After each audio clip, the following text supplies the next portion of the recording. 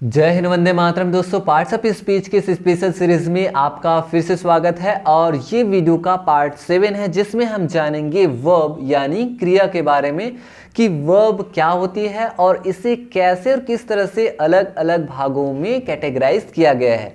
तो सबसे पहले हम जान लेते हैं दोस्तों कि आखिर में वर्ब होती क्या है।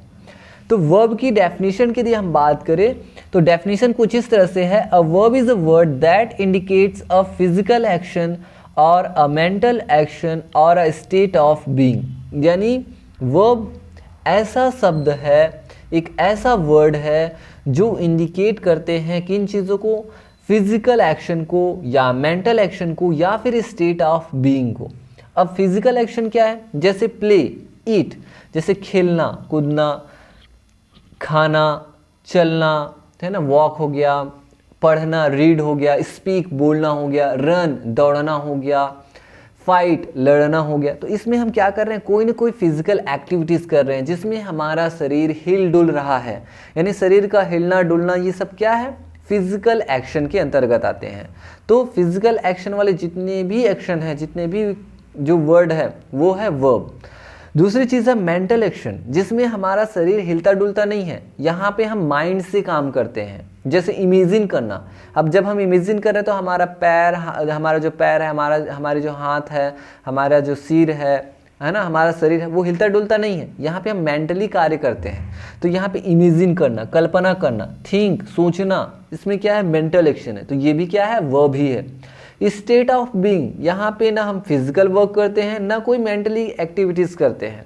यहाँ पे स्टेट ऑफ बीइंग को शो किया जाता है। जैसे लिव मीन्स रहना, बिकम यानी होना। जैसे हम बोलते हैं ना, वह एक डॉक्टर है, वह ईमानदार है, वह खुश है। तो यहाँ पे हम क्या बता रहे हैं, स्टेट ऑफ बीइंग को दर्शा रहे हैं। यहाँ पे कोई एक्टिविटीज नहीं है, न तो फिजिकल एक्टिविटीज है ना कोई मेंटल एक्टिविटीज है। यहाँ पे सिर्फ और सिर्फ स्टेट ऑफ बीइंग है। तो इस तरह से दोस्तों वर्ब यानी क्रिया ऐसे वर्ड होते हैं, ऐसे वर्ड्स होते हैं जो फिजिकल एक्शन को इंडिकेट करते हैं या फिर मेंटल एक्शन को इंडिकेट करते हैं या फिर स्टेट ऑफ बीइंग को इंडिकेट करते हैं। तो इसे हम कहते हैं वर्ब।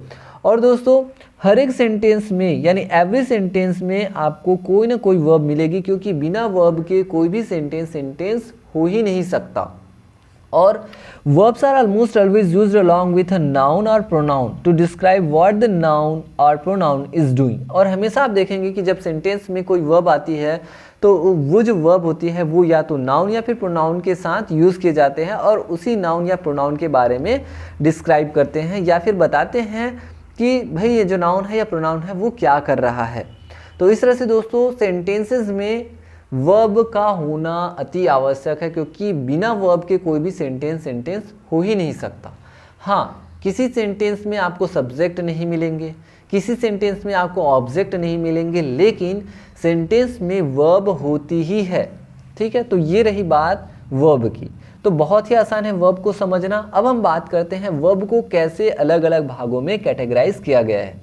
देखिए, वर्ब की यदि हम बात करते हैं तो वर्ब को मुख्य रूप से दो भागों में कैटेगराइज किया गया है। एक है मेन वर्ब और दूसरा है ऑक्सिलरी वर्ब यानी हेल्पिंग वर्ब। तो मेन वर्ब मुख्य क्रिया, ऑक्सिलरी वर्ब सहायक क्रिया।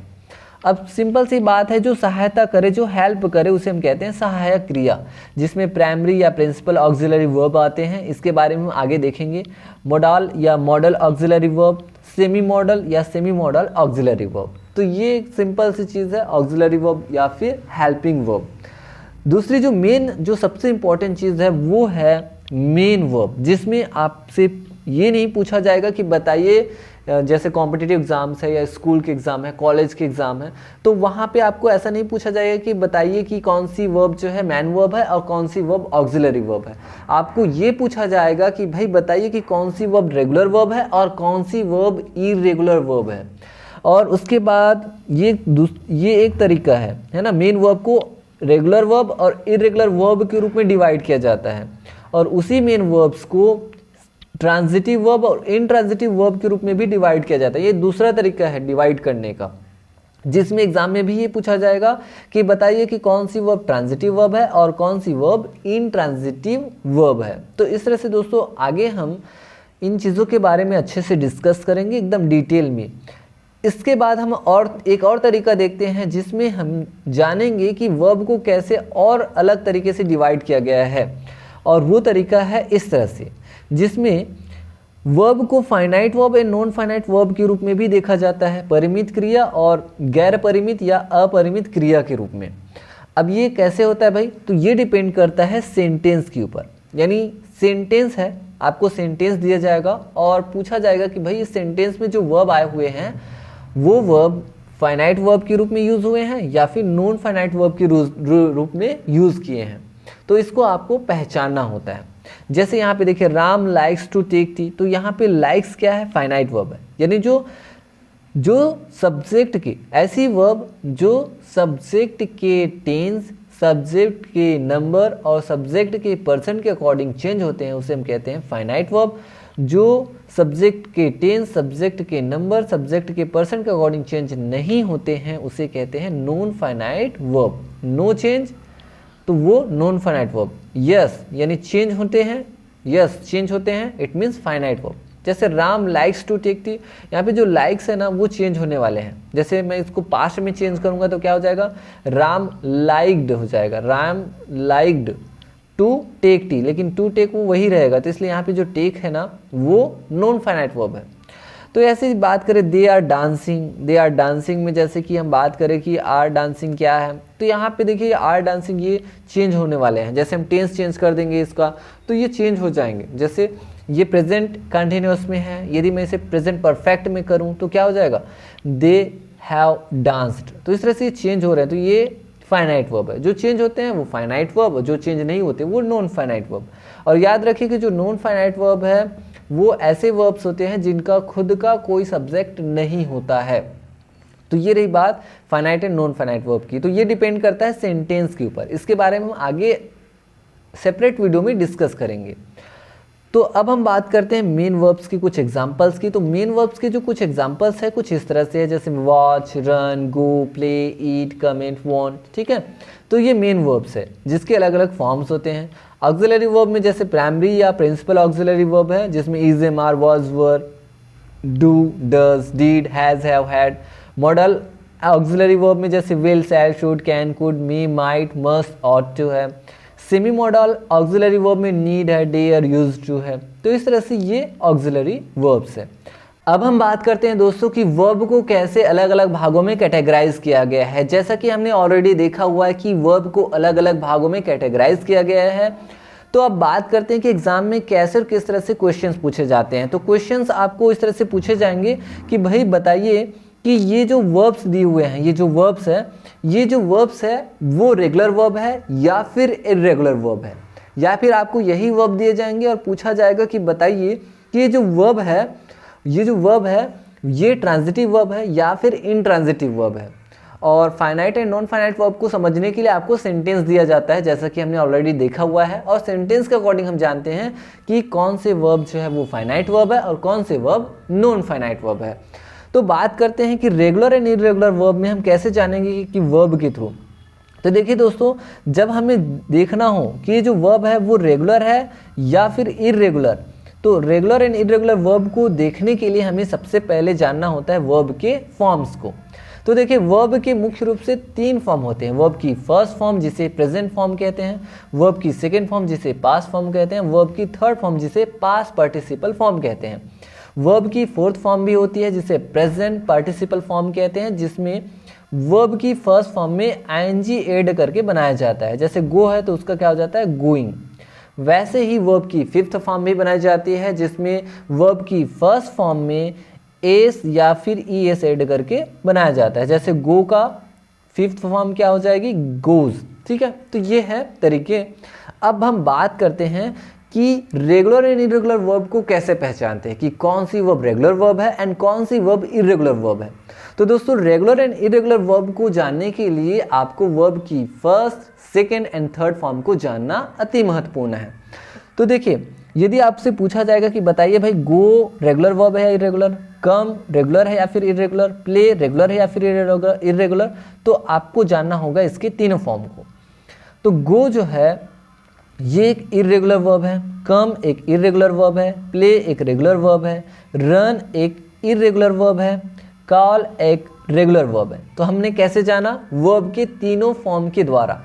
देखिए, रेगुलर वर्ब ऐसे वर्ब होते हैं जो एक फिक्स पैटर्न को, एक जो फिक्स पैटर्न होता है उस पैटर्न को फॉलो करते हैं, उसे हम कहते हैं रेगुलर वर्ब। देखिए, प्ले है, उसके बाद प्लेड, उसके बाद प्लेड। तो इस तरह से जो एक फिक्स पैटर्न को फॉलो करते हैं उसे हम क्या कहते हैं? रेगुलर वर्ब कहते हैं।